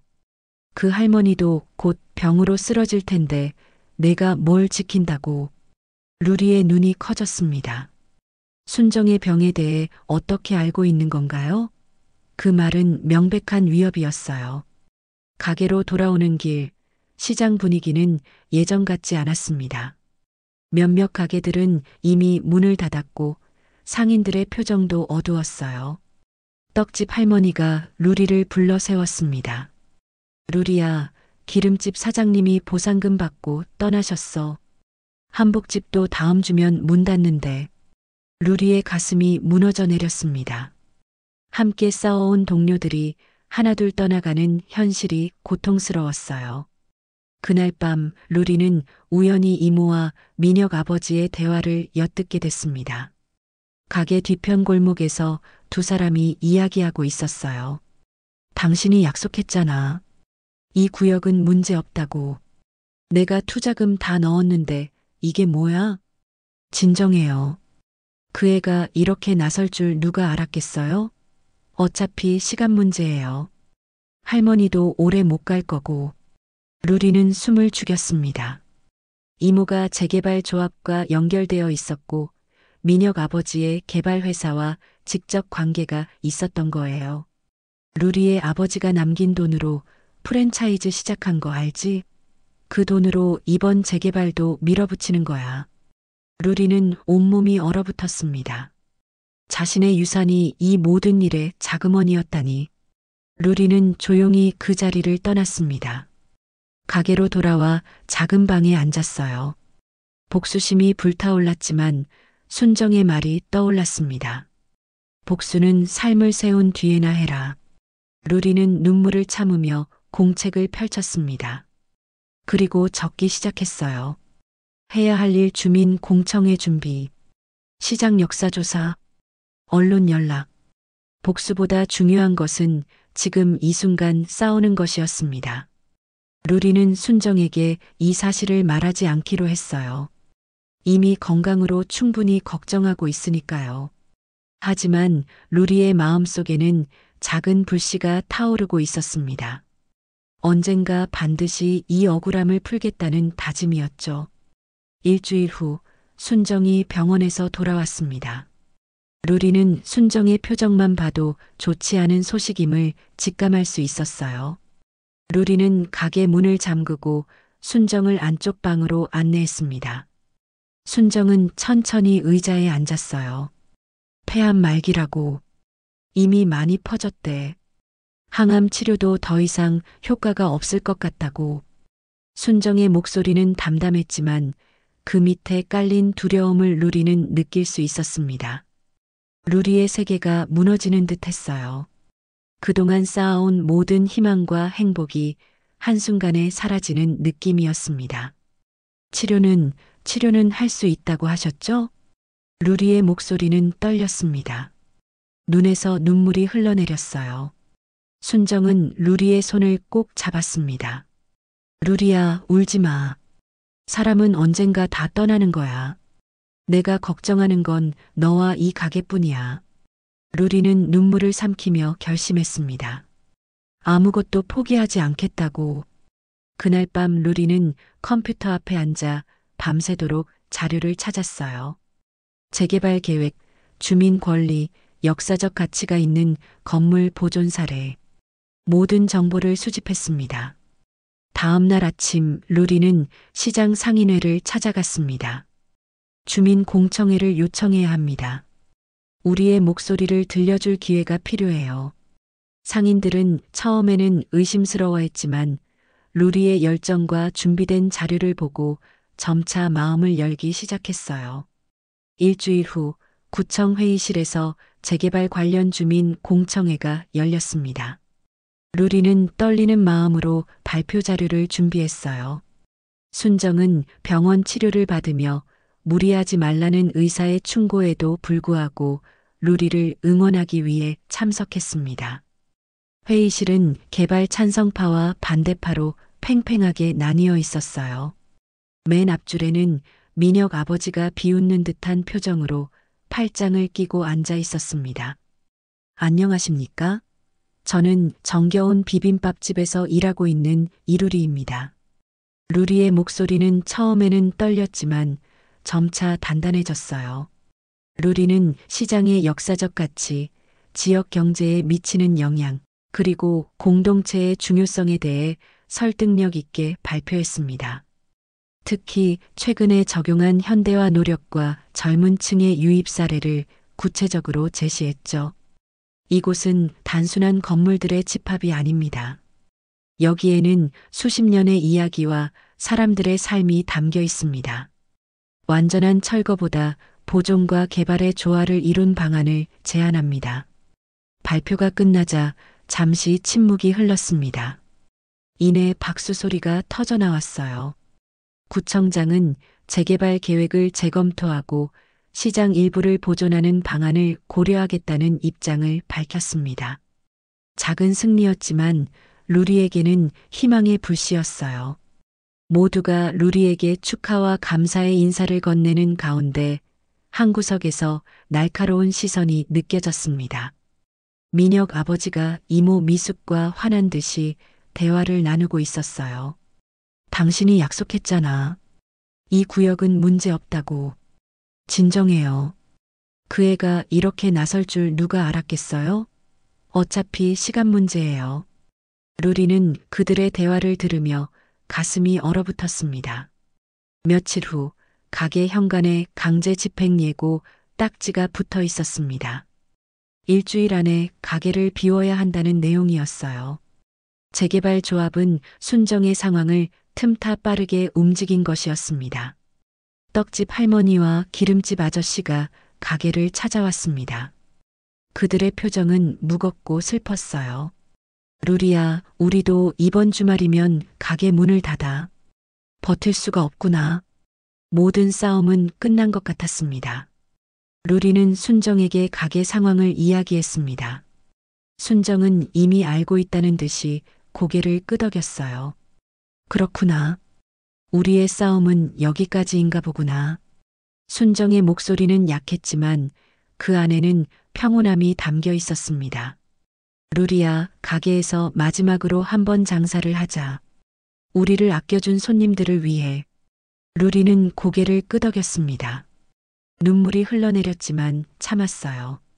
마지막 영업일이 정해졌습니다. 루리는 새벽부터 일어나 병원에 순정을 모시러 갔어요. 의사는 만류했지만 순정의 단호한 의지를 꺾을 수 없었습니다. 휠체어에 앉은 순정은 가게에 들어서자 잠시 눈을 감았어요. 오랜 세월 지켜온 공간, 그리고 이제는 영원히 떠나야 할 곳이었습니다. 루리와 함께 마지막 비빔밥 육수를 끓이자. 순정의 지시에 따라 루리는 큰 냄비에 물을 붓고 불을 켰습니다. 순정은 휠체어에 앉아 재료를 손질했어요. 육수는 시간을 속이면 안 돼. 5시간은 끓여야 제맛이 나온단다. 루리는 순정의 말을 하나하나 마음에 새겼습니다. 이것은 단순한 요리법이 아니라 순정의 삶의 철학이었어요. 정오가 되자 가게는 사람들로 가득 찼습니다. 마지막 비빔밥을 맛보기 위해 오랜 단골들이 모두 모였어요. 순정 할머니 50년 동안 고마웠습니다. 이 맛은 평생 잊지 못할 거예요. 손님들의 말 한마디 한마디가 가슴에 와닿았습니다. 해가 지고 마지막 손님이 떠난 후 루리와 순정은 가게 안에 단둘이 남았어요. 순정은 휠체어에서 천천히 일어나 가게를 둘러봤습니다. 벽에 걸린 오래된 사진들, 바래진 메뉴판, 그리고 수십 년간 사용해 온 주방 도구들. 모든 것이 순정의 인생이었습니다. 루리야, 이리 와봐. 순정은 작은 상자를 꺼내 루리에게 건넸어요. 이건 내가 평생 모은 레시피야. 그리고 이 가게의 이름을 쓸 수 있는 권리. 내게 주고 싶어. 루리는 상자를 받으며 눈물을 참을 수 없었습니다. 병원 대기실의 차가운 의자에 앉아 루리는 시간이 얼마나 흘렀는지 알 수 없었습니다. 흰 가운을 입은 의사가 무거운 발걸음으로 다가왔을 때 루리는 이미 그의 표정에서 모든 것을 알 수 있었어요. 폐암이 이미 뇌와 뼈로 전이되었습니다. 남은 시간은 길지 않습니다. 의사의 말이 더 이상 들리지 않았습니다. 그저 남은 시간이라는 말만이 머릿속을 맴돌았어요. 병실로 들어서자 창백한 얼굴로 누워있는 순정의 모습이 보였습니다. 루리는 조용히 침대 옆에 앉아 순정의 손을 꼭 잡았어요. 걱정 마세요. 제가 다 알아서 할게요. 루리의 목소리는 떨렸지만 단호했습니다. 다음 날 철거 인부들이 가게 앞에 나타났습니다. 루리는 그들을 막아서며 소리쳤어요. 일주일이 남았잖아요. 아직 시간이 있어요. 하지만 인부대장은 서류를 내밀었습니다. 긴급 안전조치로 철거 일정이 앞당겨졌습니다. 지금 당장 나가셔야 합니다. 루리는 무너져 내렸습니다. 모든 것이 끝났어요. 시장 상인들이 모여들었습니다. 떡집 할머니가 루리를 꼭 안아주었어요. 루리야, 내가 할 수 있는 건 다 했어. 이제 그만. 하지만 루리는 고개를 저었습니다. 포기할 수 없었어요. 그날 밤 루리는 혼자 빈 가게에 앉아 있었습니다. 전기가 끊겨 어둠만이 가득했어요. 루리는 촛불 하나를 켰습니다. 촛불빛에 비친 가게는 낯설어 보였습니다. 50년의 추억이 담긴 공간이 이제는 텅 빈 껍데기처럼 느껴졌어요. 루리는 순정이 남긴 상자를 열었습니다. 레시피 노트가 들어 있었어요. 손때 묻은 노트를 펼치자 순정의 필체가 보였습니다. 비빔밥은 사랑이다. 정성을 다해 만들면 그 사랑이 전해진다. 루리는 눈물을 흘리며 노트를 읽었습니다. 각 재료의 손질법, 육수 끓이는 법, 고추장 만드는 법. 모든 것이 자세히 적혀 있었어요. 그리고 마지막 페이지에는 편지가 끼워져 있었습니다. 루리에게 내가 이 편지를 읽을 때쯤이면 나는 이미 세상에 없겠구나. 하지만 걱정하지 마. 내가 따뜻함의 주인이 되어라. 밥 한 그릇이 사람을 살리는 것처럼 내 따뜻한 마음이 세상을 살릴 수 있을 거야. 박순정. 루리는 더 이상 참을 수 없이 울었습니다. 촛불빛이 흔들렸어요. 며칠 후 순정의 상태가 급격히 악화됐습니다. 루리는 학교도 가지 않고 병원에서 순정을 지켰어요. 어느 날 밤 순정이 루리의 손을 꼭 잡았습니다. 루리야, 고마워. 내가 있어서 내 마지막이 행복했어. 루리는 눈물을 참으며 대답했어요. 저야말로 고마워요. 할머니가 저를 살려주셨잖아요. 순정은 미소 지었습니다. 그리고 천천히 눈을 감았어요. 따뜻한 밥을 끊이지 말거라. 그것이 순정의 마지막 말이었습니다. 루리는 밤새 순정의 곁을 지켰습니다. 창밖으로 새벽이 밝아올 무렵 순정의 숨소리가 점점 약해졌어요. 루리는 순정의 손에서 온기가 서서히 사라져가는 것을 느꼈습니다. 그제야 모든 것이 끝났음을 깨달았어요. 장례는 간소하게 치러졌습니다. 시장 상인들과 단골 손님들이 모두 모여 순정의 마지막 길을 배웅했어요. 루리는 영정 사진을 들고 앞장섰습니다. 눈에는 더 이상 눈물이 없었어요. 그저 단단한 결의만이 남아 있었습니다. 장례를 마치고 텅 빈 가게로 돌아온 루리는 마지막으로 가게를 둘러봤습니다. 내일이면 철거 인부들이 들이닥쳐 이곳의 모든 흔적을 지워버릴 거예요. 루리는 천천히 가게 안을 정리했습니다. 순정의 유품들, 레시피 노트, 그리고 특별한 기억들을 조심스럽게 상자에 담았어요. 벽에 걸린 순정 아들 민혁의 사진도 조심스럽게 내려 포장했습니다. 창밖으로 비가 내리기 시작했어요. 루리는 마지막으로 가게 문을 돌아보며 불을 껐습니다. 어둠 속에서도 루리의 눈은 흔들림 없이 앞을 바라보고 있었어요. 모든 것을 잃었지만 동시에 루리는 무엇을 지켜야 하는지 명확히 알게 되었습니다. 이것은 끝이 아니라 새로운 시작이었어요. 루리는 비를 맞으며 가게를 떠났습니다. 등 뒤로 정겨운 비빔밥이라는 간판이 빗속에서 마지막 빛을 발하고 있었어요. 철거 작업이 끝난 자리에는 빈터만 남았습니다. 루리는 쓸쓸한 발걸음으로 그곳을 찾았어요. 가게의 흔적은 온데간데 없었지만 수십 년간 이어져 온 추억은 공기 중에 여전히 맴도는 듯 했습니다. 루리는 공터 한쪽에 놓인 깨진 벽돌 위에 조용히 앉았어요. 손에는 순정이 남긴 상자가 들려 있었습니다. 천천히 뚜껑을 열자 그 안에는 레시피 노트와 함께 통장 하나가 나왔습니다. 통장을 펼쳐보니 생각보다 많은 금액이 적혀 있었어요. 순정이 평생을 아껴 모은 돈이었습니다. 루리는 더 이상 참을 수 없이 통장을 가슴에 꼭 안고 오열했습니다. 상실의 아픔과 감사함, 그리고 미래에 대한 두려움이 한꺼번에 밀려왔어요. 하지만 루리는 알고 있었습니다. 울고 난 후에는 일어서야 한다는 것을요. 순정이 그렇게 가르쳐 주었으니까요. 다음 날 학교에서 루리는 담임 선생님의 호출을 받았습니다. 선생님은 루리의 상황을 알고 있었고 루리의 미래를 걱정하고 계셨어요. 루리야, 내 상황 들었다. 정말 안타깝구나.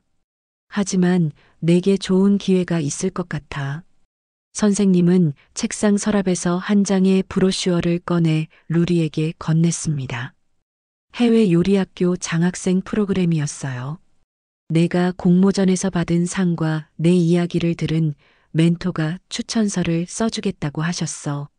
루리는 브로슈어를 받아들었습니다. 마음은 복잡했어요. 순정이 남긴 곳을 떠나는 것이 맞는 결정일까요?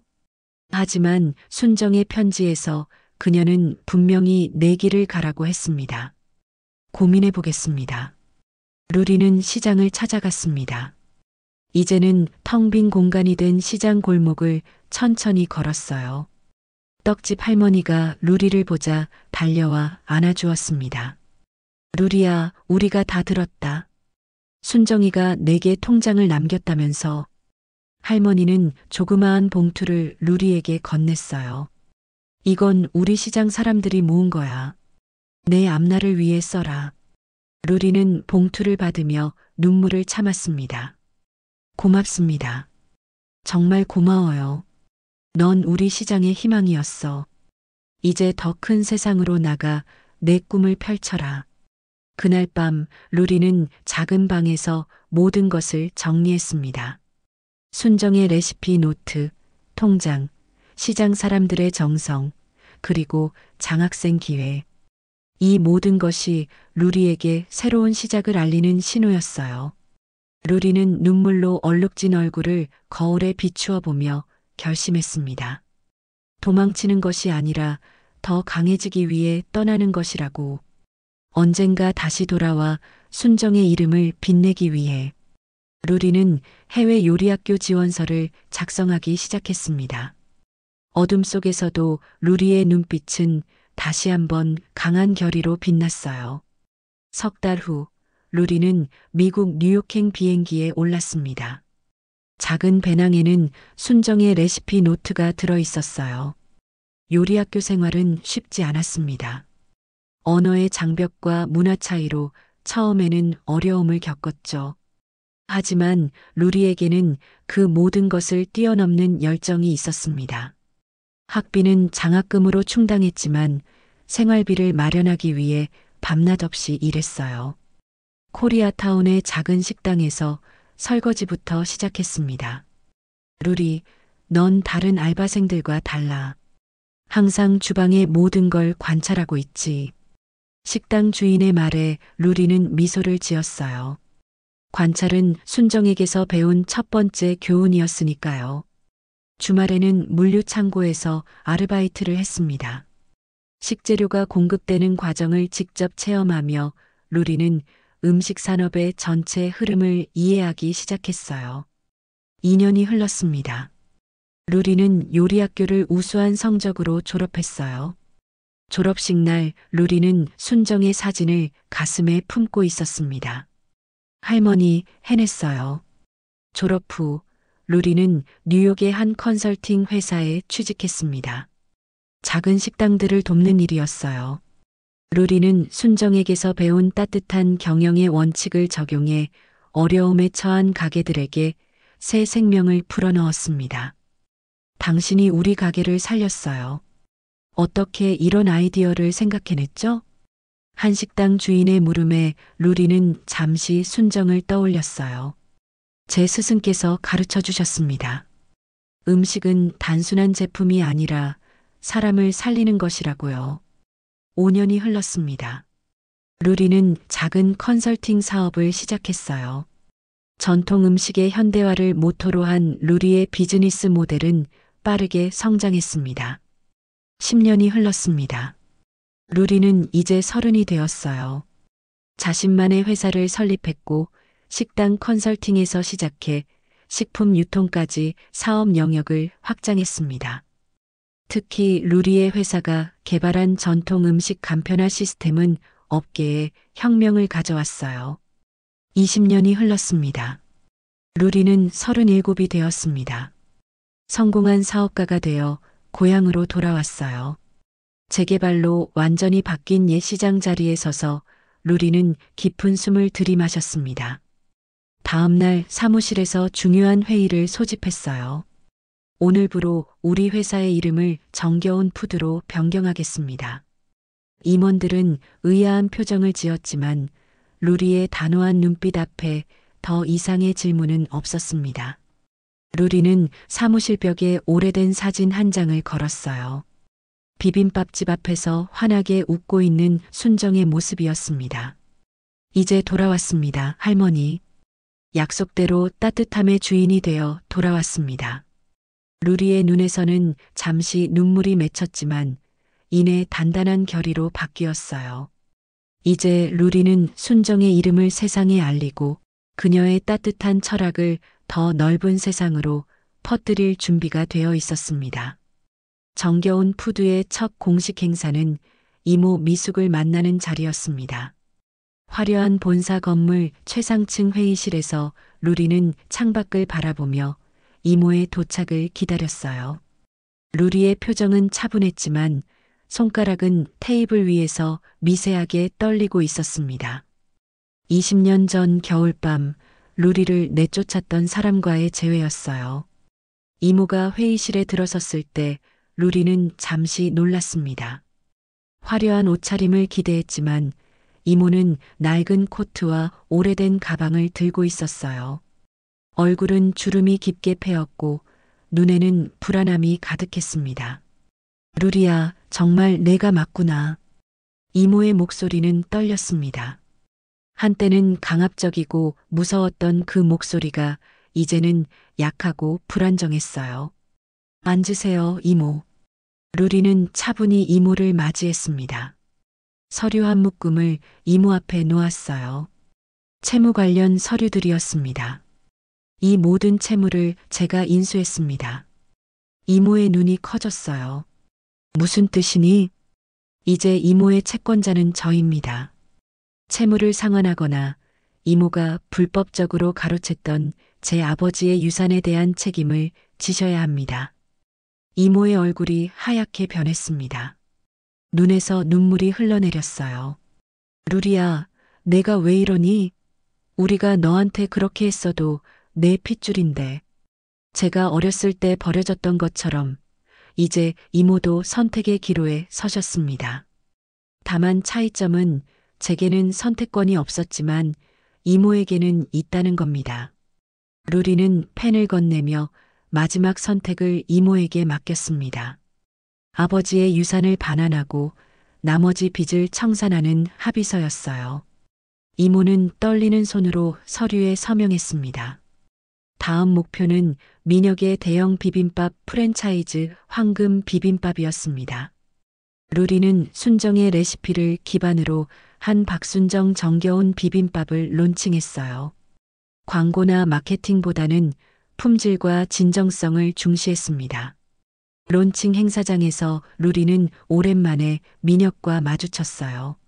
학창 시절 루리를 괴롭히던 소녀는 이제 체인 사업가가 되어 있었습니다. 꽤 큰 승부수를 던졌더군. 하지만 내 체인 앞에서 버티기 힘들걸. 민혁의 비웃음에 루리는 미소로 답했어요. 우리는 다른 길을 가고 있어. 넌 확장을, 난 맛의 깊이를 추구하지. 1년이 흘렀습니다.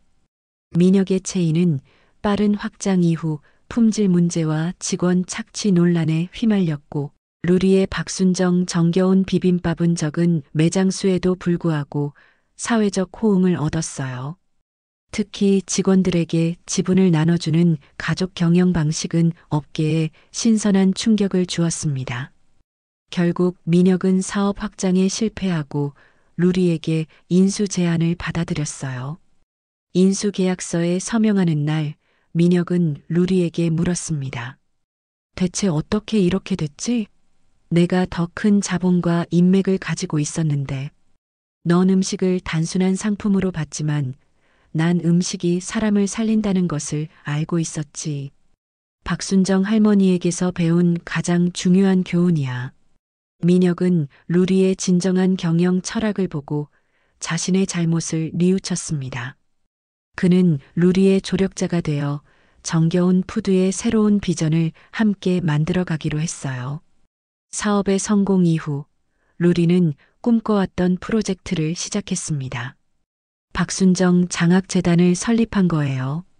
부모를 잃거나 경제적으로 어려운 아이들에게 교육 기회를 제공하는 재단이었습니다. 첫 장학금 수여식에서 루리는 눈시울을 붉히며 연설했어요. 저는 17살 때 한 그릇의 비빔밥으로 인생이 바뀌었습니다. 그 따뜻함이 제게 희망을 주었고, 이제 저는 그 따뜻함을 여러분에게 전하고 싶습니다. 장학재단 건물 한쪽에는 작은 식당이 있었습니다. 정겨운 비빔밥의 원조 가게였어요. 정확히 옛 시장이 있던 자리에 지어진 이 공간에서는 장학생들이 직접 음식을 배우고 만들었습니다. 루리는 매주 토요일이면 이곳에서 직접 앞치마를 두르고 아이들에게 요리를 가르쳤어요. 루리 선생님, 육수는 얼마나 끓여야 해요? 작은 소녀의 질문에 루리는 미소 지었습니다. 5시간은 끓여야 제맛이 나온단다. 시간을 속이면 맛도 속는 법이지. 순정의 말을 그대로 전하는 루리의 눈에는 깊은 평화가 깃들어 있었어요. 버려진 소녀에서 성공한 사업가가 된 루리의 여정은 이제 완전한 원을 그렸습니다. 그리고 그 원의 중심에는 언제나 따뜻한 비빔밥 한 그릇이 있었어요. 해질녘 노을이 박순정 장학재단 건물의 유리창을 붉게 물들이고 있었습니다. 식당에서는 아이들의 웃음소리가 은은하게 울려 퍼졌어요. 배식대 앞에 줄을 선 아이들의 얼굴에는 기대감이 가득했습니다. 차례가 되자 각자 따뜻한 비빔밥 한 그릇을 받아들고 테이블로 향했어요. 김이 모락모락 피어오르는 그릇에서는 정성과 따뜻함이 느껴졌습니다. 벽에는 옛 시장의 정겨운 비빔밥 간판 조각이 액자에 담겨 걸려 있었어요. 그 옆으로는 환하게 웃고 있는 순정의 흑백 사진이 자리하고 있었습니다.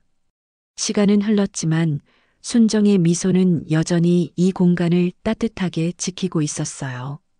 루리는 식당 문 앞에 서서 잠시 이 모든 풍경을 바라봤습니다. 37살의 루리는 이제 더 이상 버려진 아이가 아니었어요. 손에는 하얀 국화 한 다발이 들려 있었습니다. 루리는 조용히 무릎을 꿇고 꽃을 문 앞에 내려놓았어요. 눈에는 깊은 감사와 성취감이 담겨 있었습니다.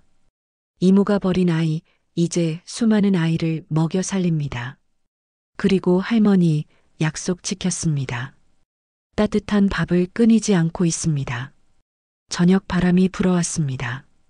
식당 처마에 걸린 작은 풍경이 달그락 소리를 냈어요. 그 소리는 마치 순정이 대답하는 것처럼 루리의 귓가에 맴돌았습니다. 루리는 미소를 지으며 천천히 일어섰어요. 뒤로 식당의 불빛이 따뜻하게 번지고 그 안에서는 새로운 희망들이 자라나고 있었습니다. 루리가 17살 때 받았던 한 그릇의 따뜻함이 이제는 수백, 수천 개의 그릇으로 퍼져나가고 있었어요. 한 아이가 비빔밥을 들고 루리에게 다가왔습니다. 선생님, 이거 정말 맛있어요. 제가 먹어본 것 중에 제일 맛있어요. 루리는 아이의 머리를 쓰다듬으며 물었습니다. 그래, 왜 맛있는 것 같니? 따뜻해서요. 밥도 따뜻하고 여기도 따뜻해요. 아이의 순수한 대답에 루리는 눈시울이 뜨거워졌어요. 그래, 맞아. 따뜻함이 가장 중요한 거야. 아이가 테이블로 돌아가자 루리는 다시 순정의 사진을 바라봤습니다. 할머니, 이제 저도 알아요. 밥 한 그릇이 정말로 사람을 살린다는 것을요. 그리고 그 따뜻함은 끝없이 이어진다는 것도요. 루리는 앞치마를 고쳐 메고 부엌으로 향했습니다. 육수를 끓일 시간이었어요. 커다란 냄비에 물을 붓고 불을 켰습니다. 5시간 동안 정성껏 끓일 육수였죠. 시간을 속이면 맛도 속는다. 순정의 가르침은 여전히 루리의 삶을 이끌고 있었습니다. 창밖으로는 별이 하나둘 떠오르고 있었어요. 루리는 육수를 저으며 조용히 중얼거렸습니다. 고맙습니다, 할머니. 저를 살려주셔서, 따뜻함을 가르쳐 주셔서. 육수에서 김이 모락모락 피어올랐습니다. 그 김은 마치 순정의 온기가 여전히 이곳에 남아있다는 듯 따뜻하게 공간을 채웠어요. 루리는 미소 지으며 육수를 계속 저었습니다. 내일도 모레도 앞으로도 루리는 이 따뜻함을 이어갈 거예요. 한 그릇의 비빔밥으로 시작된 이야기는 이제 수많은 그릇으로 퍼져나가고 있었습니다. 그리고 그 따뜻함은 영원히 끊이지 않을 거예요. 저 멀리 하늘 어딘가에서 순정이 환하게 웃으며 루리를 바라보고 있는 것 같았습니다.